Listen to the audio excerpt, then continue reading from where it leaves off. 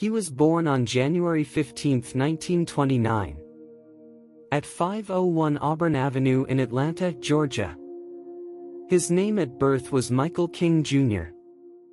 His father was a Baptist minister. His mother played the organ at church.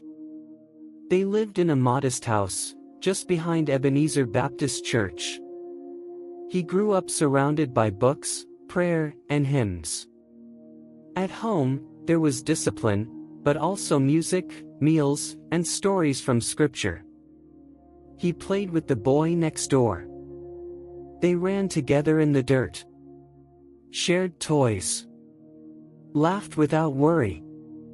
Until one day, that boy's parents said they couldn't play together anymore, because one of them was black. No one explained it. No one needed to. That moment spoke louder than words. His name was Michael for the first 5 years of his life. Michael King Jr. In 1934, his father, a young pastor then, traveled to Germany.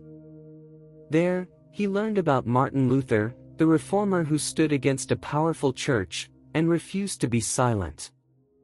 When he returned to Atlanta, he changed his own name from Michael to Martin Luther King. And he gave that name to his son as well. The boy never asked for it. He didn't protest either. He just carried it. It would take years before the country knew the name, and longer still before they understood what it would come to mean. For now, it was just a name on a Sunday program. A name that would grow heavier with time. He entered college at 15. Not because someone pulled strings, but because he was ready. It was 1944. He walked onto the campus of Morehouse College, a place built for black men to think freely in a world that rarely let them. He was the youngest in his class. He studied sociology. Read Reinhold Niebuhr. Listened to professors who had marched, prayed, and gone to jail. He asked questions, quietly, but constantly. At first, he didn't plan to become a minister. He doubted the church could change the world. He struggled with faith, and whether words could truly move people. But his professors saw something in him. They said he had weight. That when he spoke, people didn't just hear, they listened. By the time he was 17, he had begun to think differently. Maybe preaching wasn't only about heaven.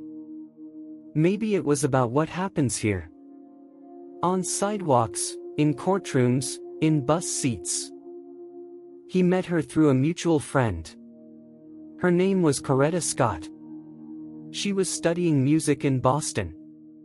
He was finishing his doctorate in theology. She didn't just sing.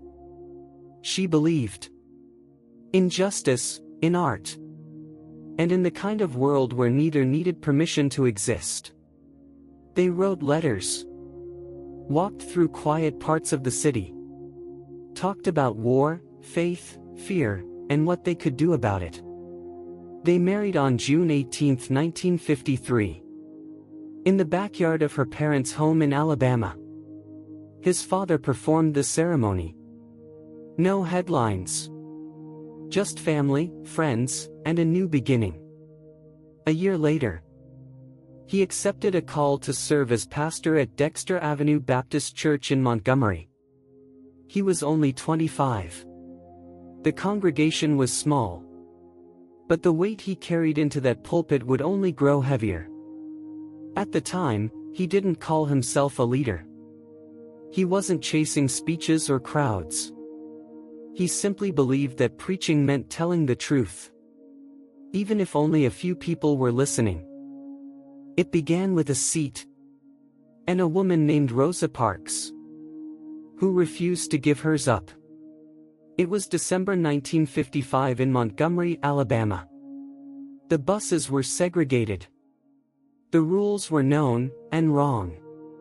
When she was arrested, a quiet conversation began in living rooms and church halls.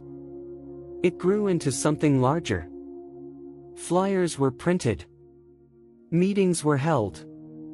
And a young pastor, barely 26, was asked to speak on behalf of the community. He said yes. He stood before a crowd of 2,000. He wore a dark suit. His voice trembled. But his message was clear. We are not wrong. We are not wrong in what we are doing. If we are wrong, then the Supreme Court of this nation is wrong. That night, the Montgomery bus boycott began. It would last 381 days. People walked to work, shared rides, endured threats, arrests, and beatings. His home was bombed. He was jailed more than once. But he kept speaking. Not with anger, but with resolve. By the end, the Supreme Court ruled bus segregation unconstitutional. It wasn't just about a seat anymore. It was about standing for something that could not be moved. The date was August 28, 1963. More than 200,000 people filled the National Mall. They came by bus, by foot, by faith. They came not just to march, but to be seen. He stood on the steps of the Lincoln Memorial, holding a prepared speech, carefully written, tightly structured. But as he spoke, the crowd leaned forward, and from behind him, a voice called out. It was Mahalia Jackson, the gospel singer who had traveled with the movement. She shouted, "Tell them about the dream, Martin." He paused, put the paper aside, and looked up. What came next was not written. It came from somewhere deeper. I have a dream. The words were simple, but the truth inside them was heavy. He spoke of a world where children would not be judged by the color of their skin, where freedom rang from every valley, where justice was more than a promise. That night, he did not celebrate. He was quiet. He told friends he wasn't sure it had gone well. He carried the applause, but also the fear that no speech, however beautiful, could protect those who marched. He came to Memphis to stand with sanitation workers. They were black men, underpaid, disrespected, and still expected to carry the weight of a city on their backs. It was April 3rd. Rain fell across Tennessee. He gave a speech that night. Not from notes, but from the weariness of a man who had seen too much. He said, I may not get there with you, but I want you to know tonight that we, as a people, will get to the promised land. The crowd rose to its feet. He did not. Later that night, he returned to the Lorraine Motel, talked with friends, ate dinner, laughed more than he had in weeks. On the afternoon of April 4th, he stepped out onto the balcony outside room 306. He was waiting for a ride to a local church. Across the street, a man stood in a boarding house window. He pulled a trigger. At 6:01 p.m., the bullet struck his neck. He never spoke another word. The men inside rushed to him. He lay still, one hand reaching out, the other holding nothing.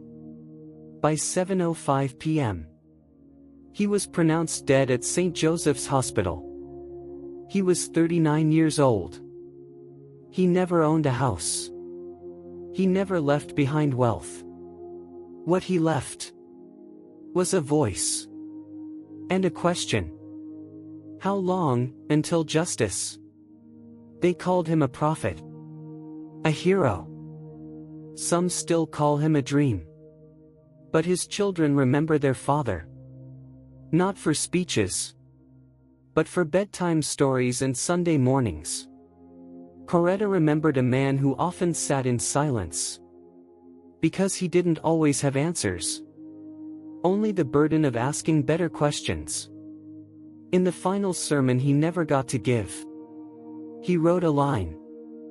"America, you must be born again." It was never about praise. It was about possibility. He didn't ask to be remembered. He asked us to continue.